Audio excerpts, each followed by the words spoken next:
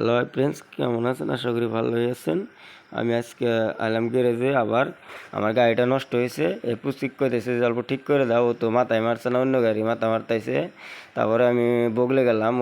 ও কয় কি যে তুমি ভিডিও করো, আমি কাম করি, তুমি অনলাইনে ছাড়ো, দেখি কীরকম মাসে দেখে আর লাইক করে। আর আমার গাড়িটা তো জানেনি আনরা, কয়দিন পরে পরে গ্যারেজে নিয়ে আহি। আর পুচকি কি ঠিক করে দেয় আমি জানি না, বুঝি না। পুচকি কইলাম, পুচকি দেখি নাও যায়। আর একটা হেড মিস্ত্রি আইলা এনে মোটর সোটর খুলছে আগেই, আর তারও কাটছে যে তার বলে নষ্ট হয়েছে। মোটর চেক করে তাও কিবা কারণে অল্প ঠিক করলো। তারপরে এখন কন্ট্রোলারে বলে কাম করে নাই, দেখেন কন্ট্রোলারে বলে কাম করে নাই। কন্ট্রোলার ঠিক করবো দেখে এই করলো, অন্য কন্ট্রোলার চেক করছে, আমার নতুন কন্ট্রোলার বলে নষ্ট হয়েছে। এই জন্য রাগের চোদনে মেকারে কই এলাম যে আমার গাড়িটা বেচে দিন ভাই, আমি গাড়ি আর নিবো না। মেকারে 30,000 টাকা নিয়ে ভাই যাওগা তুমি।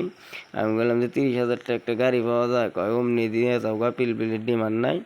আমি আর গাড়ি সারি নিয়ে আহি না, এই জন্য থিয়ে আইসি। কইলাম মানে বেজা মিষ্টি খায় না, আর আমারও দিয়ে নি যে আমার গাড়ি থিয়ে গেলাম গা, কি করবেন। আর মেকারে কথা ঠান্ডা কিলে থেকে যাও। তারপরে ফাইনালি একটা ঠান্ডা আনলাম 2 লিটারের, সবে 12-13 জনে খাইলাম।